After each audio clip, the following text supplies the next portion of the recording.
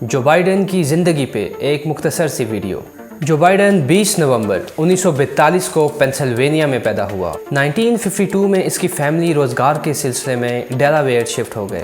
1968 में बाइडन ने लॉ की डिग्री हासिल की।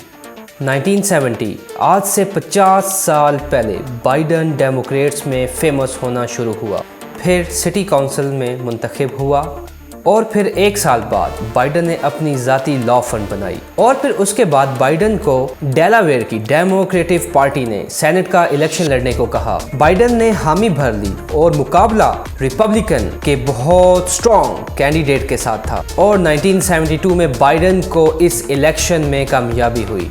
इस इलेक्शन में बाइडन की फैमिली ने उसकी बहुत मदद की और कुछ दिन बाद एक कार एक्सीडेंट में बाइडन की बीवी और छोटी बेटी हलाक हो गए।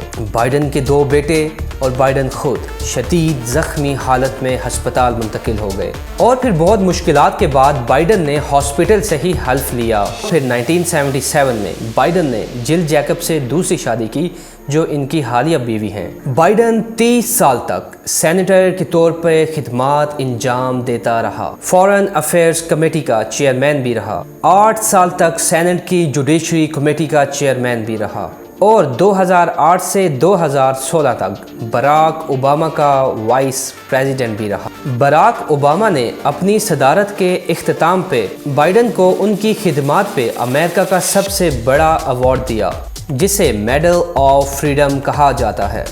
और अब बात करते हैं 2020 की। बाइडन ने अमेरिका की सदारत का इलेक्शन डोनाल्ड ट्रंप से जीता। बाइडन अमेरिका की हिस्ट्री में अब तक का सबसे मुअम्मर प्रेसिडेंट होगा। इससे ज़्यादा उम्र के आदमी ने कभी भी सदारत के दौड़ में हिस्सा नहीं लिया और अब जब बाइडन 20 जनवरी 2021 में सदारत का हल्फ लेगा तो इसकी उम्र 78 साल हो जाएगी और 25 साल में पहली बार अमेरिका में कोई सदर दूसरी बार मुंतखब ना हो सका। बाइडन ने 7.5 करोड़ वोट लेकर तारीखी फतह हासिल की। बाइडन ने अपनी पहली तकरीर में क्या कहा? अमेरिका को फिर दुनिया में काबिल एहतराम बनाएंगे। लोगों को तकसीम नहीं मुत्तहिद करेंगे। रेसिज्म के खिलाफ जंग का वक्त आ गया है। और बाइडन का कहना था मुखालिफिन दुश्मन नहीं हैं बल्कि उन्हें अमेरिकन्स की तरह देखना होगा।